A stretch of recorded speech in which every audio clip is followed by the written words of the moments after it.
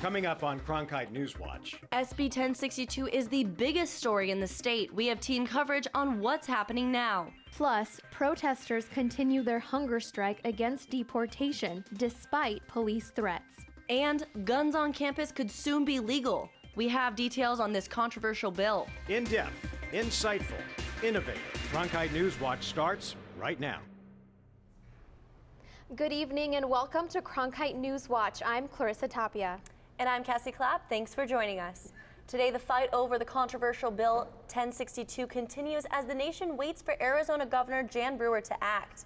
The bill would allow Arizona businesses to refuse service to customers based on religious differences. However, opponents say it will legalize discrimination. Our Cronkite News team has been at the Capitol all day waiting on word from the governor and her advisors. Reporter Tweelon Nugent joins us live with the details. Tweelon.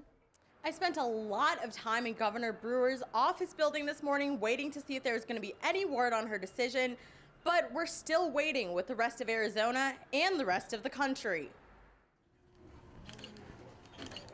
The Human Rights Campaign showed up with boxes containing tens of thousands of signatures urging Governor Brewer to veto SB 1062. We're here to request a meeting with the governor and deliver 63,000 petitions that have come in from Human Rights Campaign members and supporters over the last 24 hours. Signatures came from all 50 states, but only 5,000 actually came from Arizona residents. But as for that requested meeting, I'm sorry, I'm not getting a response at the moment. They're not picking up. Okay. the governor was in meetings of her own, and some key figures in the SB 1062 debate were waiting for their turn. I don't know when I'm meeting with her. Okay.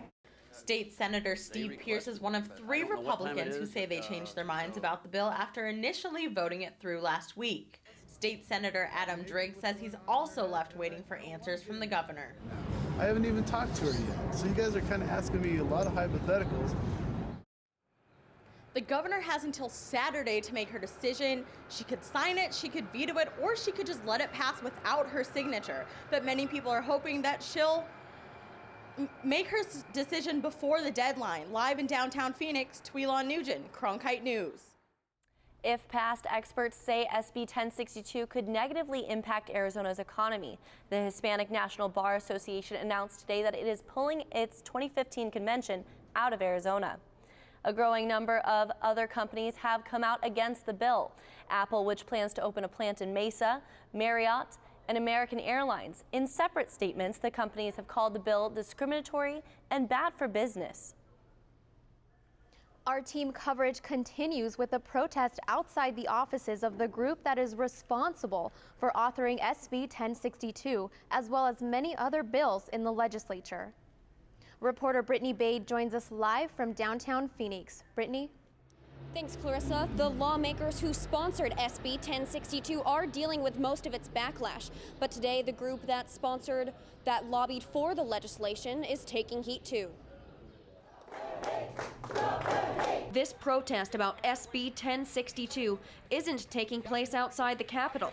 It's in front of the Center for Arizona Policy. What happened with 1062 is that the true culprits are not in the state legislature. If you follow the puppeteer strings, they lead to this building, and they lead to one person, and that is Kathy Herod. Herod is the president of that group, and Citizens for a Better Arizona want her to apologize for writing the controversial bill. I apologize for manipulating politics to pass SB 1062. We regret offending Arizona values and bringing shame to our state. When the protesters were not allowed into the building, they tried to shut it down. It's incompatible with Arizona values, and it's a danger to our communities. Cronkite News repeatedly tried contacting Herod's office for comment by phone and in person, but our phone calls were not returned and we were not allowed inside. Live in downtown Phoenix, Brittany Bade, Cronkite News. Unlike SB 1062, there's one Arizona initiative gaining praise in Washington, D.C. A House committee on Capitol Hill says Cindy McCain's efforts to combat human trafficking in Arizona should be a model for the nation. The committee went on to applaud McCain for her anti-trafficking billboard campaign and her push for tougher penalties, but recognizes more needs to be done. Feed a child, we go after him with all fours. But yet somebody who services a child sexually, we seem to kind of shove it under the rug. The task force says it is preparing to take more steps to solve this issue quickly, since the Valley expects more trouble with sex trafficking with large-scale events like the 2015 Super Bowl. The Super Bowl may be poised to bring big business to Arizona, but back at the state capitol, lawmakers heard about plans to use science to create more cash. The three presidents of Arizona's public universities made their cases for supporting university-based research today at the House Committee on Higher Education and Workforce Development. ASU President Michael Crow talked about hundreds of millions of dollars of return on investment based on university-led scientific advancements. They're based on fundamental science, translated into action, translated into economic activity, translated into export-oriented businesses, translated back into economic flow back into Arizona. So now imagine that ASU with the U of A and NAU, that we do this on a regular and ongoing basis. So for us, the money that we receive for the research infrastructure, it's beyond belief. Crow says ASU has been able to recruit more than $400 million in venture capital for faculty-led projects that have created business for Arizona. Another controversial proposal at the Capitol, the bill to arm Arizona teachers in their classrooms. Cronkite News reporter Kimberly Horiza just got back from the House committee meeting with the details. Yeah, so there are a lot of questions in debate right now regarding this bill. Right now, the House Committee on Appropriations is still listening to arguments for and against the right of teachers to carry lethal weapons on campus. The Attorney General Tom Horne is currently speaking in support of the bill. It is currently a misdemeanor to carry a weapon anywhere on school property. It can be classified as a felony if there are threatening behavior. House Bill 2412 establishes a 24-hour training program that faculty members must complete in order to carry a weapon on school grounds. Critics think it poses its own dangers, but supporters say the legislation would protect children and staff in the event of a shooting. It sends out a message that we're here to protect our children in schools. You know, we've had a couple of incidents where there's been school shootings, and we're trying to prevent that from happening here. We're going to take every precaution we can. This is just one of them. Although this bill will include all levels of education, it is completely optional, so districts can decide for themselves if their teachers can carry weapons. Live in Phoenix, Kimberly Horiza, Cronkite News. 8 days of fasting, 2 arrests, and a deportation apparently aren't enough to get a group of protesters from backing down in front of the Immigration and Customs building in central Phoenix. Cronkite News reporter Esteban De Silva joins us live with the details on the protest. And the protesters are still there, despite a huge setback last night. The protesters are part of the Not One More organization. They say they want to keep families together and fight against deportation efforts. Last night, authorities suddenly dismantled the protesters' tents and deported one of the protesters. You know, this is the fight. They're trying to intimidate us. We're not going to be intimidated. We have 5 family members left. We're going to get Jaime back, even if they have him on the other side. He called us this morning. He's over in Mexico. We're going to get him back. Today marks day 9 of the hunger strike. The protesters say they will continue to fast until Monday. Live in the broadcast center, Esteban De Silva, Cronkite News. Today, protesters south of Tucson have started a new campaign to try and get rid of a border checkpoint that's not exactly on the border. Reporter Juan Magana just returned from Arivaca and joins us with the details. Juan? Checkpoint that is located just off the Interstate 19, and this checkpoint is located just north of the city of Arivaca. This is a checkpoint which was actually established as a temporary one 6 years ago, but when the Border Patrol actually built a fixed one in 2010. And this is part of what's making some people from Arivaca so upset. There have been complaints of racial profiling and illegal searches by Border Patrol. Today, the group of residents from Arivaca began a new program where they will begin monitoring the border agents themselves. Checkpoints are military operations, and they belong in a war zone. That is not this. We live here, and we do not need a checkpoint in our backyard. And this is a copy written by Congressman Raul Grijalva. He writes it to Border Patrol, asking him to remove this checkpoint. He backs up the residents of the town of Arivaca. Live in downtown Phoenix, Juan Magaña, Cronkite News. Coming up on Newswatch. We'll tell you the impressive technology behind the 7-story message board that you might drive by every day. Some parents think video games are bad for development, but an Arizona company has created a game it hopes will change the future for children in one country.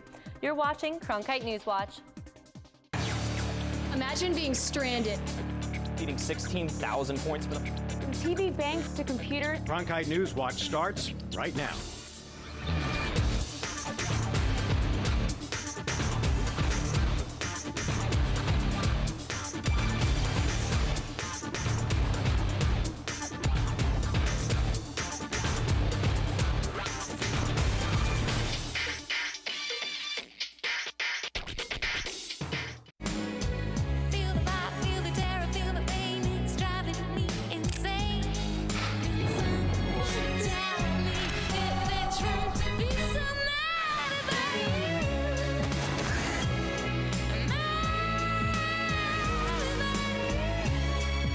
Kiss me. That's my kind of man.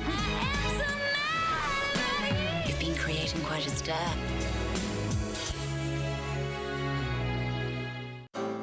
The winter you've been waiting for is on PBS. You must choose either death or life. All the drama. There's going to be changes at Downton. It's getting harder to say no. The adventure. The waves are breaking all around us. And the spectacle of nature. We're going to show how special these animals are. Come in from the cold. Support the one place that can take you any place.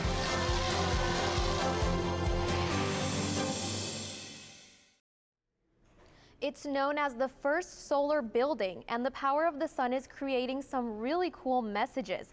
Adam Waltz is live to tell us more. Adam? That's right. This local building is using its cooling shades to send you hot messages. I went to Tempe to check out more about the technology behind the blinds. It's a 7-story message right in the heart of Tempe. I've actually had ASU students that came and asked if I could put will you marry me and stuff like that. First Solar's headquarters uses solar power to write those messages. The building owner uses a one-of-a-kind solar shading louver system that tracks the sun's position. The louvers deflect the sun to cool the building. From the very beginning, when we built the system, we knew that we had that capability, so we paid for that technology, and since then, we've just been programming words and letters and such. With over 2,000 louvers powered by 240 engines, all that control is right here in your smartphone, and with just a press of a button, you can have any message you want. Seconds after I activated the app, the louvers were already moving. It took less than 15 seconds to make the February message go red on the side of the building. For the man who controls it all, his messages are simple. Like during Pat Tillman's run, I put Go Pat 42, just something that's that stands out and kind of give people something to talk about. Some of the other messages range from TGIF and Go ASU to joy and peace around the holiday season. Live in downtown Phoenix, I'm Adam Waltz, Cronkite News.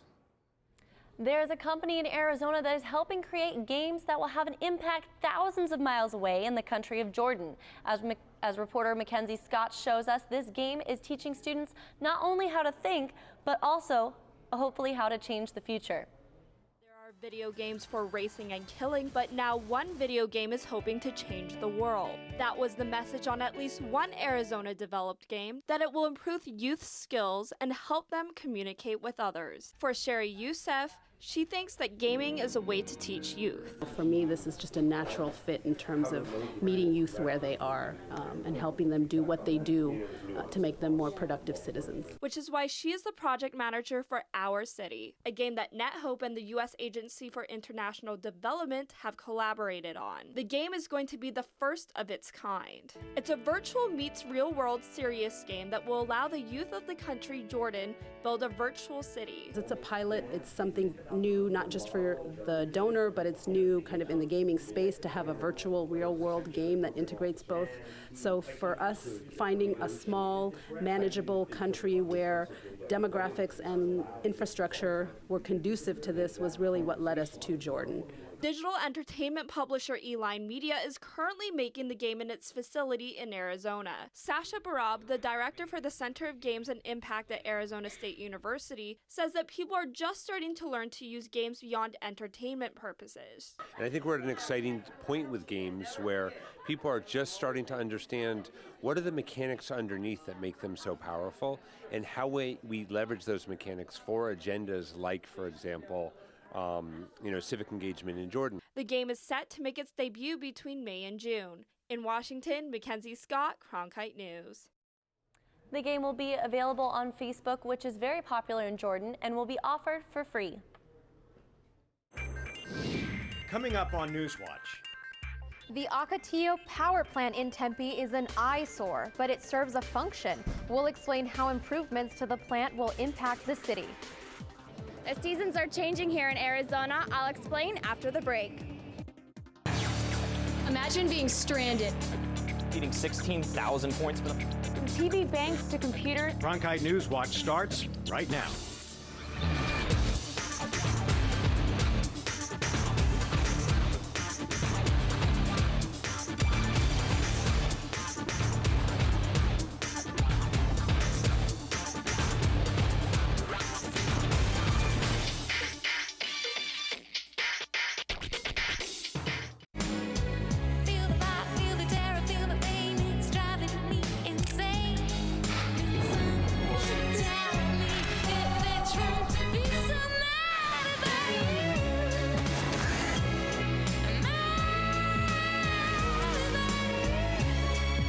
Kiss me. That's my kind of man. You've been creating quite a stir.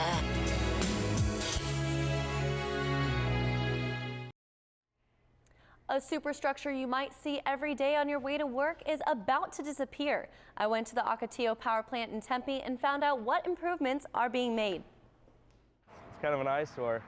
It may not be very pretty, but it keeps Tempe running, literally. When Ocotillo steam was originally built, it was about a third of our total energy needs. The Ocotillo generating plant runs during peak hours of the day to meet electricity demands from Tempe customers.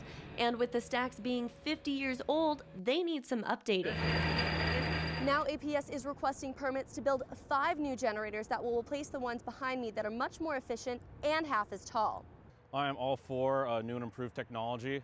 The new stacks will start up in 5.5 minutes time compared to the 6 to 8 hours it takes now. Also, it will use a fraction of the water, but this will not come at a small expense. The estimate for building Ocotillo is in the neighborhood of $600 million. With a lot of the money going out, the plant will also bring in some money. This generates considerable amount of additional tax revenues for the city and the county. And the construction will create over 100 jobs. I think it'd be a great thing for the community, absolutely. The plant will also be great for the community as it will improve the skyline. These improvements won't happen overnight. The new stacks are projected to be in place in 4 years, which is when the old ones will be torn down.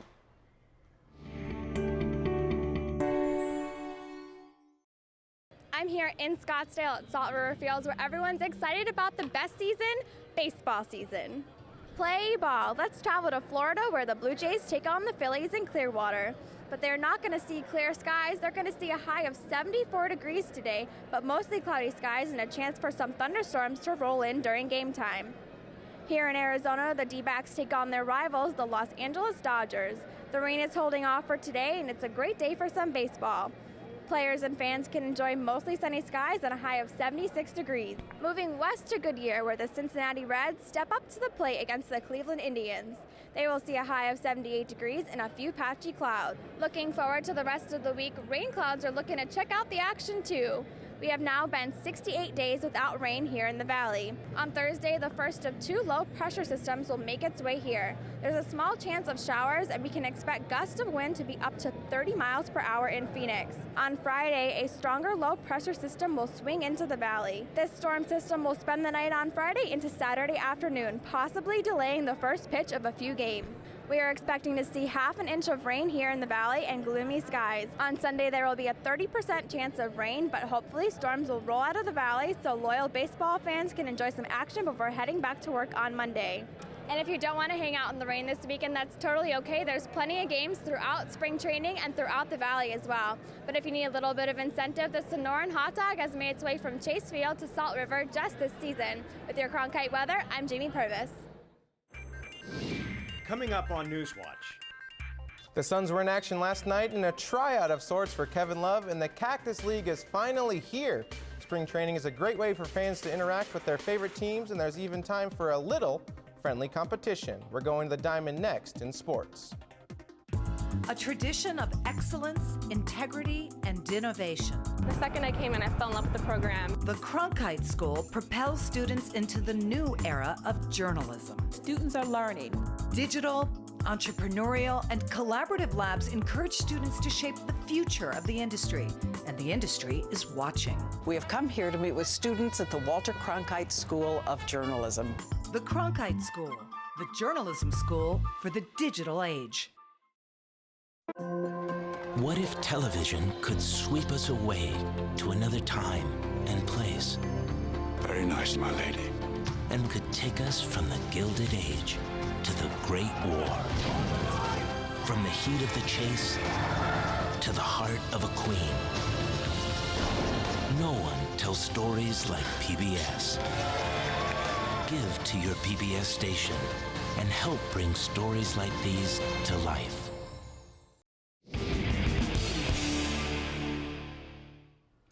Pitchers and catchers reported to spring training almost 3 weeks ago, and finally, let the games begin. 7 games today between the Cactus and Grapefruit League. Teams in action included the A's, Giants, Reds, Indians. But here in Arizona, the game of the day is, of course, the D-backs taking on the boys in blue. Reigning Cy Young champ Clayton Kershaw started for the Dodgers and didn't have his best stuff, giving up 3 runs in 2 innings. Gibby countered with Brandon McCarthy for the Snakes, and he looked solid, throwing 4. Martin Prado got the game going with an RBI double. Yasiel Puig had 2 hits. The D-backs strike first in 2014, winning the game 4-1. The teams play again tomorrow in Glendale. Spring training is one of the Valley's trademarks, and D-backs fans love the opportunity to see more of their favorite team. This past weekend, a lucky group of Little Leaguers had the chance to do much more than just watch. Cronkite sports reporter Louis Vertone went out to Salt River Fields and has the story. Most kids dream of having the game-winning hit in the World Series. But for the time being, strike one. Playing with their favorite major leaguers is a pretty cool close second. It's a dream come true. It's really cool because you get it, it's like a once-in-a-lifetime opportunity. You want to raise me? Why not? This once-in-a-lifetime opportunity for these Ahwatukee youngsters was part of the D-backs Give Back jersey program. Actually got over 20,000 kids that were able to put uniforms on in both youth baseball and youth softball, about 33 leagues over the course of the Valley. And while the D-backs give back to the kids, it gives the players a chance to act like kids again. You know, I remember when I was this age, playing ball, and the guys came out to me and helped me. So for me being here with them was just amazing. You know, they ate it up and had a blast, and we had a blast as players doing it. And part of that blast came from hitting off a major league pitcher and striking out a major league player. It's pretty cool to be with them. It's just a fun experience. The kids hope one ultimate goal will come from this experience. You hope one day to play with them when you're older? Yeah. And what better way to start the journey than to play with the big leaguers? In Scottsdale, Louis Vertone, Cronkite Sports. The Diamondbacks plan to extend the Give Back jersey program and allow more Little Leaguers to play with their favorite players in the future. Remember this? Fans going nuts in double overtime win over the second best team in the country? Well, if you don't, it's okay. It's been a while. The Devils are 0-2 since beating the Wildcats, including getting hammered by 23 by the Utes. The Devils host Stanford tonight, and with Selection Sunday only a few weeks away, it's a game they need to win. The Wolves came to Phoenix to play the Suns, and that means one more opportunity for Suns fans to try and convince All-Star Kevin Love to become a snowbird. Love becomes a free agent after next season, and there's buzz all over the valley about the possibility of signing him. So were the fans at US Airways holding anything back? No, they were just hoping the Suns could hold on to a win. Markieff Morris came to play. He dropped 24 as he hits the jumper, and the Suns were in control. They got up 8 with 8 minutes to go, but then Mr. Momentum changed jerseys. The Wolves go on a 24-6 run. Nice pass down low to Corey Brewer, and the Wolves are up 3. And then here comes the dagger. Pick and roll with Rubio. Love for 3. Nothing but net. No love from Kevin. 33 points, 13 boards, and 9 dimes. Wolves win 110-101. And if you're not familiar, here's a look at Love's numbers on the year, and you start to see why he's going to attract so much attention in free agency. Close to the tops in the league in points, boards, and efficiency. He's now gone for 30-6 in 6 straight games, the 3rd longest streak in NBA history behind only Karl Malone and Shaq. We've received news that the Major League Baseball Association released a statement on our top story, the ongoing debate over Arizona's Religious Freedoms Bill. In a direct statement against SB 1062, the league says, as a sport of Jackie Robinson, MLB and its clubs stand united behind the principles of respect, inclusion, and acceptance. There is also word of the National Football League to consider alternate sites for the next Super Bowl, currently scheduled to Glendale due to the controversy. We are still at the governor's office, and the latest word is that Governor Brewer will release a statement within the hour. You can always count on Cronkite News for continuing coverage. And that's it for Cronkite NewsWatch tonight. We are always on the web. Just head to CronkiteNewsOnline.com. Thanks for joining us. Good night.